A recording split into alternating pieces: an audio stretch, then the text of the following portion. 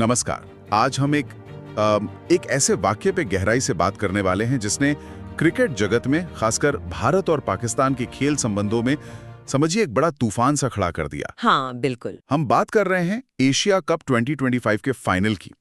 भारत ने शानदार जीत हासिल की, इसमें कोई शक नहीं, लेकिन जीत के लम्हों के तुरंत बाद जो हुआ, उसने तो मैच की सुर्खियों को भी जैसे पीछे छोड़ दिया। हाँ, ये वो घटना थी जब भारतीय क्रिकेट टीम ने प्रेजेंटेशन सेरेमनी के दौरान वो पाकिस्तान क्रिकेट बोर्ड पीसीबी के चीफ मोहसिन नकवी, हाँ, जो उस समय पाकिस्तान के आंतरिक मंत्री भी थे, हाँ, उनके हाथों से एशिया कप की ट्रॉफी लेने से साफ इनकार कर दिया। और ये महज एक इनकार नहीं था, ये एक ऐसा गतिरोध बन गया जिसने सबको चौंका दिया और कई सवाल खड़े कर दिए, मतलब बहुत सारे सवाल। बिल्कुल। एशिया कप का फाइनल, भारत बनाम पाकिस्तान। माहौल एकदम गर्म था। भारत ने मैच जीता, जाहिर है भारतीय खेमे में खुशी की लहर थी। बिल्कुल जोरदार जीत थी, जश्न की तैयारी थी। लेकिन जैसे ही प्रेजेंटेशन सेरेमनी का समय आया, एक अप्रत्याशित, बल्कि कहूं तो अभूतपूर्व स्थिति बन गई। बिल्कुल। हुआ ये कि जब मुख्य अतिथि मतलब मोहसिन नकवी ट्रॉफी देने के लिए मंच पर मौजूद थे, तब भारतीय टीम की तरफ से ये स्पष्ट कर दिया गया कि वो उनके हाथों से ट्रॉफी स्वीकार नहीं करेंगे। अच्छा। और ये कोई कानाफूसी में कही गई बात नहीं थी, ये एक तरह से उनका ऑफिशियल स्टैंड था, जिसने सेरेमनी को वहीं रोक दिया एकदम से। ये अपने आप में एक बहुत बड़ा कदम था। मतलब जीत के बाद विजेता टीम का ट्रॉफी लेने से इनकार करना, वो भी मेजबान देश के क्रिकेट बोर्ड के प्रमुख और मंत्री से। ये तो सामान्य खेल व्यवहार या प्रोटोकॉल से बिल्कुल अलग था। बिल्कुल अलग। सवाल तुरंत खड़ा हुआ, आखिर इतना बड़ा फैसला क्यों लिया गया? क्या हुआ था ऐसा? यहीं पर स्रोत से मिली जानकारी के अनुसार वजह को समझना महत्वपूर्ण है। जैसा कि उस विश्लेषण में बताया गया, इस इनकार के पीछे की मुख्य वजह मोहसिन नकवी द्वारा कथित तौर पर भारत के खिलाफ किया गया एक सोशल मीडिया पोस्ट बताया जा रहा था। सोशल मीडिया पोस्ट कारण इसी पोस्ट को माना जा रहा था। अच्छा, तो ये मामला सिर्फ खेल तक सीमित नहीं था, इसमें वो राष्ट्रीय सम्मान और आजकल सोशल मीडिया पर जो तलखी चलती रहती है, उसकी भी भूमिका हो सकती है। लगता तो यही है। अगर वाकई ऐसा कोई पोस्ट था, तो भारतीय टीम का रुख शायद इसी बात पर आधारित था कि भाई, अगर आप हमारे देश का सम्मान नहीं करते, तो हम आपके हाथों से सम्मान का प्रतीक, ये ट्रॉफी, कैसे स्वीकार कर सकते हैं। हाँ, स्रोत में भी कुछ इसी तरह की भावना का जिक्र था। उनका संदेश साफ था, जैसा कि बताया गया कि भाई पहले सम्मान करना सीखें, फिर सम्मान की उम्मीद करें। और उन्होंने टूक कह दिया कि हम आपके हाथ से ट्रॉफी नहीं लेंगे। बिल्कुल सीधा। हाँ, कोई डिप्लोमेटिक भाषा नहीं, सीधा इनकार। हाँ। और इस रुख ने तुरंत ही एक अजीब और वो तनावपूर्ण माहौल बना दिया। जीत का जश्न जैसे थम सा गया और एक अनिश्चितता छा गई कि अब क्या होगा। और इस इनकार का तत्काल परिणाम क्या हुआ? मतलब सेरेमनी रुकी तो फिर क्या? इसका नतीजा ये हुआ कि प्रेजेंटेशन सेरेमनी जहां कुछ ही मिनटों में शुरू हो जानी चाहिए थी, वो लगभग 1 घंटे तक रुकी रही। 1 घंटा? हाँ, 1 घंटा। आप कल्पना कीजिए, हजारों दर्शक स्टेडियम में, करोड़ों लोग टीवी पर इंतजार कर रहे हैं, विजेता टीम मैदान पर है, उप विजेता टीम भी वहीं है या आने वाली है, ट्रॉफी मंच पर रखी है, मुख्य अतिथि मौजूद है, लेकिन सेरेमनी शुरू नहीं हो पा रही। बिल्कुल सन्नाटा एक तरह का। 1 घंटा, ये तो काफी लंबा समय है। उस 1 घंटे के दौरान मैदान पर क्या चल रहा था? मतलब कुछ तो हो रहा होगा। स्रोत इसके बारे में क्या बताता है? दृश्य काफी नाटकीय था। जैसा कि वीडियो के विश्लेषण में सामने आया, मोहसिन नकवी ट्रॉफी के साथ मंच पर इंतजार करते रहे।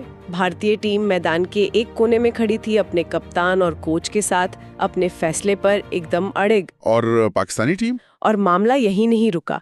एक और चौंकाने वाली बात ये हुई कि पाकिस्तानी टीम जो उप विजेता थी, वो मैच के बाद शुरुआत में ड्रेसिंग रूम में चले गई और काफी देर तक बाहर आने से ही इनकार करती रही। अच्छा, वो भी नहीं आ रहे थे? हाँ, वो भी नहीं। तो मतलब एक अजीब सा डेडलॉक बन गया था। मतलब एक अजीब गतिरोध। विजेता टीम ट्रॉफी लेने को तैयार नहीं और उप विजेता टीम प्रेजेंटेशन के लिए ही बाहर नहीं आ रही। ये तो मोहसिन नकवी और पीसीबी के लिए बेहद शर्मिंदगी वाली स्थिति रही होगी। निश्चित रूप से बहुत ज्यादा। ये उनके लिए कई स्तरों पर मुश्किल था। एक तो उनकी टीम फाइनल हारी थी, जिसका दुख था ही। हाँ, वो तो है। दूसरा, विजेता टीम उन्हीं के हाथों से ट्रॉफी लेने से इनकार कर रही थी, जो उनके पद और शायद उनके देश के लिए भी अपमानजनक माना जा सकता था। और तीसरा, उनकी अपनी टीम प्रेजेंटेशन सेरेमनी का हिस्सा बनने से कतरा रही थी, तो बतौर पीसीबी चीफ और बतौर मंत्री ये उनके लिए एक बहुत ही असहज और सार्वजनिक परीक्षा की घड़ी थी, सबके सामने। इसी बीच जब दुबई के मैदान पर ये सारा ड्रामा चल रहा था, भारत में भी एक महत्वपूर्ण घटनाक्रम हो रहा था। स्रोत ने इस पर भी रोशनी डाली है ना? हाँ, ये एक दिलचस्प संयोग था या शायद योजना का हिस्सा हो, कौन जाने, कि उसी दिन मुंबई में भारतीय क्रिकेट कंट्रोल बोर्ड (BCCI) की महत्वपूर्ण एनुअल जनरल मीटिंग (AGM) चल रही थी। अच्छा, उसी दिन? हाँ, उसी दिन। इसका मतलब था कि BCCI के तमाम बड़े अधिकारी, अध्यक्ष, सचिव सब एक ही जगह मौजूद थे और जाहिर तौर पर सब मिलकर फाइनल मैच देख रहे थे। तो क्या इसका मतलब ये निकाला जाए कि भारतीय टीम का ये फैसला सिर्फ खिलाड़ियों या टीम मैनेजमेंट का ही नहीं था, बल्कि इसमें BCCI के शीर्ष नेतृत्व की भी सहमति या शायद निर्देश शामिल हो सकता है? देखिए, स्रोत सीधे तौर पर ऐसा दावा तो नहीं करता, लेकिन इशारा जरूर करता है।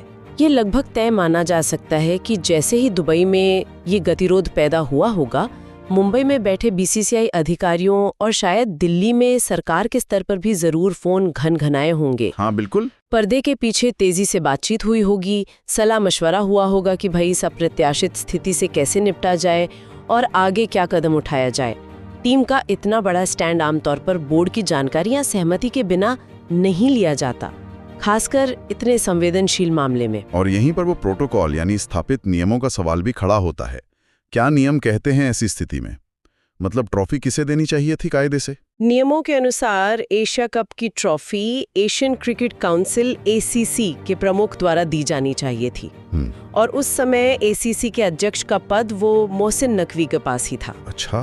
तो तकनीकी रूप से और प्रोटोकॉल के हिसाब से उन्हें ही ट्रॉफी देनी थी। ये उनका अधिकार भी था और जिम्मेदारी भी। लेकिन भारतीय टीम ने इस प्रोटोकॉल को मानने से इनकार कर दिया। बिल्कुल, उन्होंने स्पष्ट रूप से इस नियम को नजरअंदाज कर दिया। स्रोत में उनके रवैये का जो जिक्र मिलता है वो काफी कड़ा था, कुछ इस तरह का कि प्रोटोकॉल अपनी जगह है लेकिन सम्मान पहले आता है।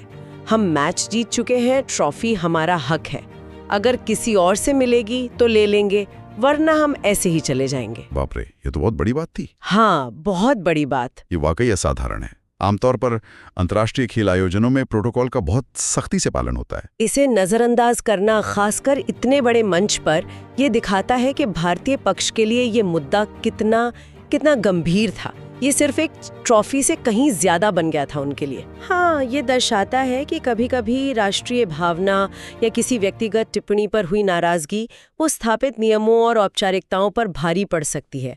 ये दिखाता है कि खेल अब सिर्फ खेल नहीं रह गया है, इसमें कूटनीति, राजनीति और राष्ट्रीय सम्मान के तत्व बहुत गहरे जुड़ गए हैं।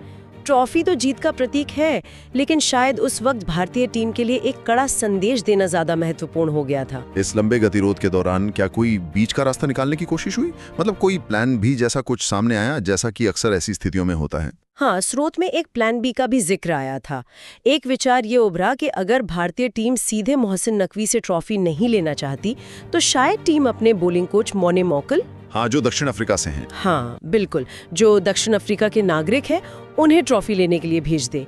ये एक तरह से बीच का रास्ता हो सकता था। ट्रॉफी भी आ जाती और सीधे नकवी से लेने की नौबत भी टल जाती। ये एक दिलचस्प सुझाव लगता है। तो क्या इस पर सहमति बनी? क्या हुआ इसका?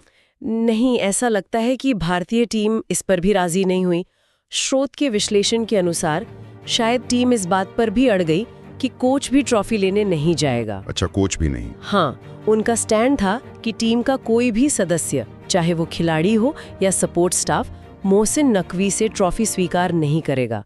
मतलब वो किसी भी तरह के समझौते के मूड में थे ही नहीं, बिल्कुल नहीं। यानी वो पूरी तरह से अपने रुख पर कायम थे, या तो कोई और ट्रॉफी दें या फिर वो बिना ट्रॉफी लिए ही चले जाएंगे। हाँ, कमाल है। जी बिल्कुल, उनका मानना शायद ये था कि कोच भी टीम का ही अभिन्न हिस्सा है और अगर कोच ट्रॉफी लेता है तो ये उनकी मूल आपत्ति को कमजोर करेगा या उसे अप्रत्यक्ष रूप से स्वीकार करने जैसा होगा। वो शायद एक बहुत ही स्पष्ट और बिना किसी लाग लपेट के संदेश देना चाहते थे। इस दौरान मैदान की लाइट्स को लेकर भी कुछ भ्रम की स्थिति बनी थी, जैसा स्रोत में बताया गया, लेकिन मुख्य मुद्दा तो ट्रॉफी का ही बना रहा।